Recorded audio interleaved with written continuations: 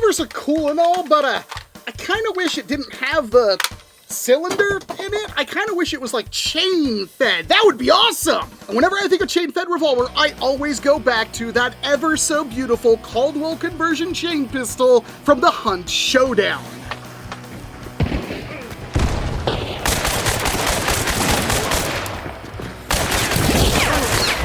I know this is something I've brought up before, but I absolutely love. I just feel like it would make a really good Nerf blaster. And during one of my recent live streams, somebody said that the Desperado had a chain-fed option out, and I said, that's absolutely cool. I need to get that, but also I kind of wish the Outlaw had one, because that would make it like the Caldwell Conversion Chain Pistol. And then somebody said, yeah, that's already existed. It's actually been around for a little while. Designed by 11 Hour Maker, the files are completely free to download on printables. They don't require very much filament or print time, although the print time might take you a little bit longer than usual because you have to print at kind of high resolution on the parts. And I've already done it, so let's make a chain pistol. All right, well, this should be the easiest mod ever. First, we're just gonna pop out the original cylinder because we won't be using that. Print out these two tiny pieces, and I guess we'll just connect them like so. So it's like a cylinder without any of the chambers on it. And I assume we can just pop this in here. Yeah, that works. Next up, print out a crap ton of these. And we'll just remove those. And then remove all the supports off of them. This might be the most annoying part of this process, but let's see. That was pretty harmless, actually. And these two chain pieces kind of fit together like so. And apparently the most economical way for that is just some old filament here, which is exactly what the designer planned. This is a really, really smart build. Okay, so we're gonna put, maybe there's a better filament. Oh, fitting this through is very difficult. All right, so the way I found to do this, I don't have the right drill bits or anything, but I take one of these, I cut all the support off. It doesn't have to be super neat or anything like that. Then I take this drill bit, slightly too big, but it doesn't actually matter. Basically, I'm only going to fit the pin in through about the last half of the bottom hole. So I'm just gonna run this through.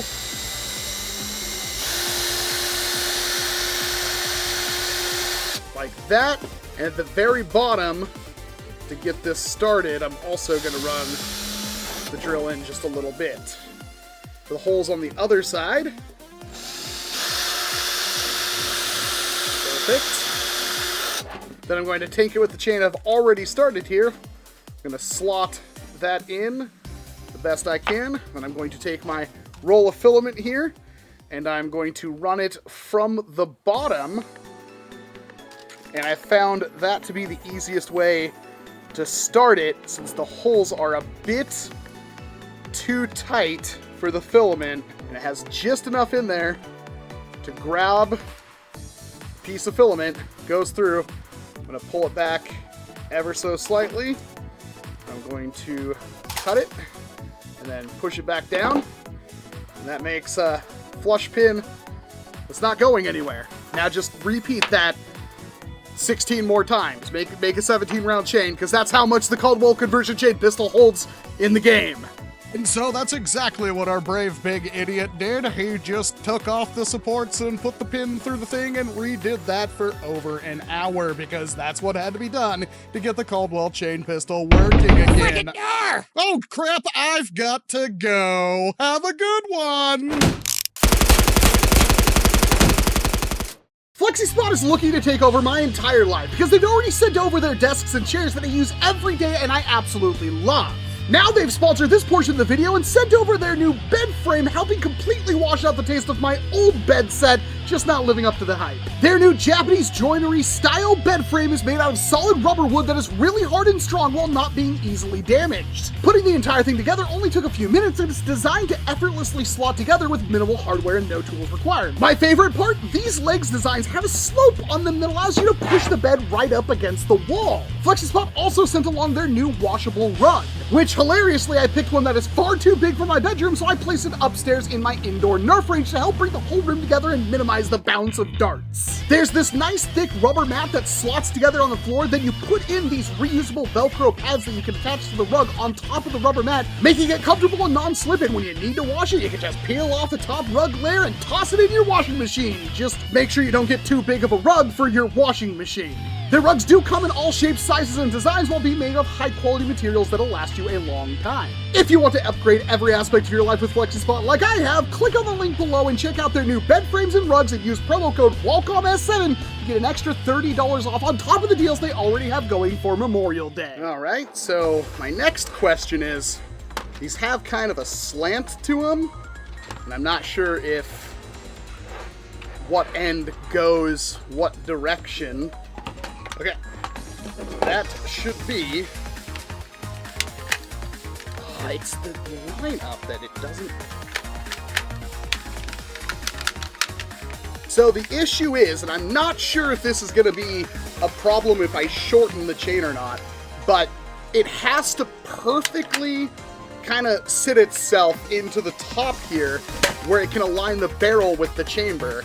And a lot of times it can't seem to do it like there, and that's gonna be an issue because there's a good amount of flex here.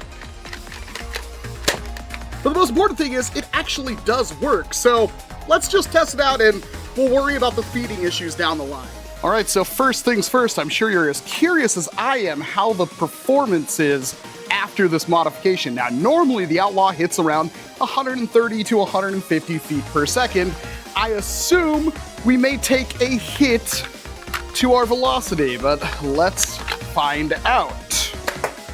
118, 120, 125, 129, and 112. That's kind of a hit, but let's try lighter darts and see if that will give us some performance gains. So now we're using Bamboo X2 darts, which are about a fourth lighter.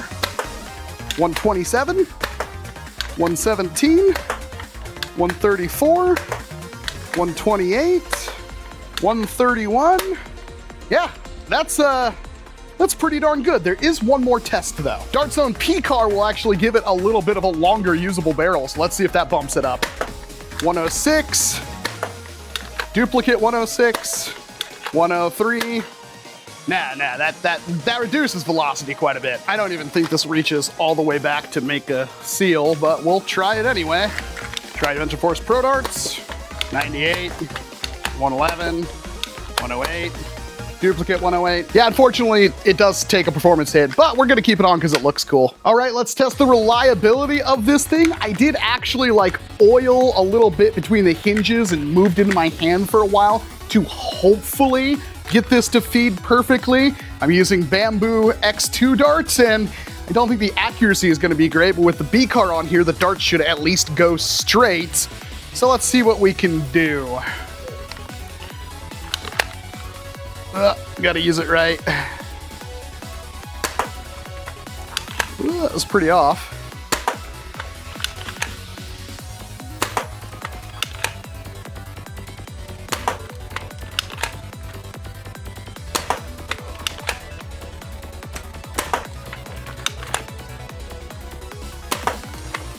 Seems to be feeding just fine now.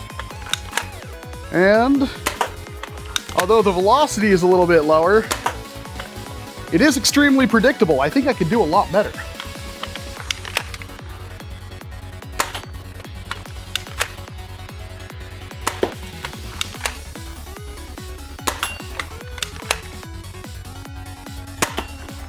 There we go. All right, and this time I'm gonna prime it. I'm gonna shake it around. Ooh, I am fairly certain that changes what chamber it's on, but let's fire. Bullseye, prime it again, shake it. By the time it did, it actually went back to the old cylinder. But if you're just doing normal movement,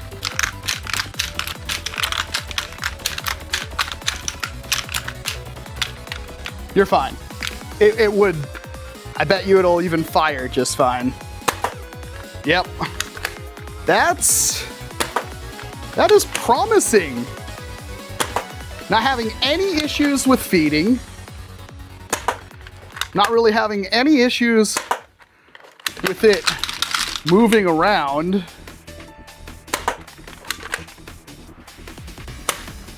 Well, that time we did.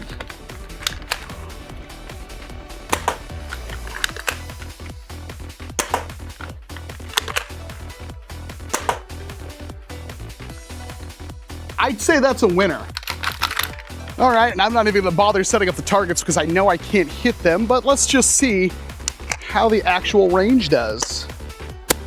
It was about 75 feet flat and it went perfectly straight. Again, about 75 feet flat. It seems to be shooting a little bit to the right. Ever so slightly. Yeah, let's give it a decent little angle. Oh, I love angled shots. That could almost hit 100 feet. If it wasn't for the tree branches, it would clear 100. Yep. Ooh, I finally got one. That might have been my offhand priming that messed that up though. That is extremely satisfying. And I would say pretty much every single one of those darts went straight. It was only left to right ever so slightly, and that could have been just me trying to shoot around the camera. All right, POV, 50 feet away. Let's see. Not even gonna use the sights. I'm just gonna aim by feeling. Actually sailing over the camera most of these shots.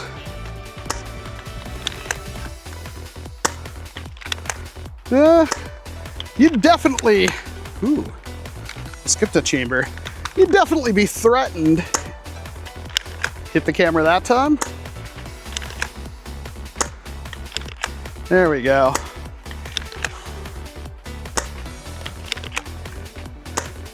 That just goes on forever.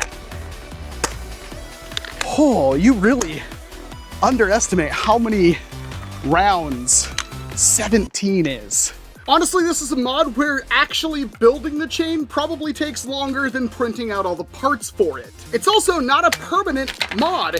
You do have to kind of disassemble the chain to pop it out, but the actual piece itself, there is no modification to the blaster. It just slots right in. All right, first positive, extended capacity. This is now 17 rounds, and it can apparently go up to 18 and theoretically even a little bit more as long as the rotation mech can handle it. And having 17 rounds on a compact holsterable revolver is no joke. First negative, yeah, you're gonna take a little bit of a performance hit. Next positive, it is a very simple mod. Building the chain was really the most time-consuming part. Printing it was extremely fast, and it's completely reversible. There are no permanent changes done to your blaster. Second con, it's still an outlaw, it's still awkward to prime. This is probably never going to get fixed. I like the fact the whole metal everything is how this thing primes, so you don't have to worry about it breaking, but trying to do this one-handed where the hammer actually goes into the grip, that kind of sucks. It is easier to use your offhand to prime it, although you could obviously dual wield this as well for, man, 34 shots in something this compact. That is absolutely baller. But even offhand priming it, it works. It's just a little bit awkward. It's not my favorite thing ever. Third positive, and maybe the most important, rule of cool. This is everything I've wanted out of a hammer action blaster for quite some time. You can, of course, get something like the NERF Doomland's Lawbringer, which had the big old turret and stuff on it and did give you a really good capacity, but that also had a big drum and everything like that. This doesn't. It's actually very svelte and it's flexible, so you have this in a holster or something like that, it couldn't go all the way to the cylinder, mind you, but even if it was a magnetic holster, this would work extremely good. And the third con, unfortunately, this thing does shift a little bit when you're moving around with it. That can cause reliability issues. But if you are running around a lot, moving this, rubbing up against stuff, you can swap chambers and that could cause you issues. That being said, as long as you're just paying attention to the back end and you just pull it into place, I don't think you'll have much of an issue, although that is an extra step. So for everything the Caldwell Conversion Outlaw does, there is going to be a significant trade-off that will make you have to think carefully about if this is the mod for you. For a casual game or even a humans versus zombies game where you don't want to take it too seriously and you really want to roleplay the hunt aesthetic, Yeah, this is fan-freaking-tastic. I've wanted a blaster like this for so long. I know I've mentioned the Caldwell Conversion Chain Pistol in videos before. The Adventure Force, or in this case it was made by Busby, Battle Blazer to be turned into like a hammer shot with a rotation mechanism. And unfortunately that blaster kind of sucked. I have 3 of them because I wanted the chains and I never actually did anything with them because the blaster was just so bad. But this feels great and it honestly works a lot better than I really expected it to. And really the only barrier for entry is you need a printer, you need a pretty decent printer, you need to have a drill probably, and just some extra filament to pin everything together, and it works really well. Any changes I would think of, like having some kind of spring-loaded plate to put a little bit of tension on this so it doesn't shift, may cause feeding issues that would also permanently alter your blaster and stuff like that. So maybe this setup is for the best. The sheer simplicity of it all is probably a charm point for it. It's also incredibly simple to reload, which I'm a big fan of. So long story short, if you have a printer and a Dart Zone Outlaw, you absolutely have to print out these files. I will have a link to the printables page down in the description below. The only problem is it's a shame you can't actually fan it and get that ridiculous rate of fire.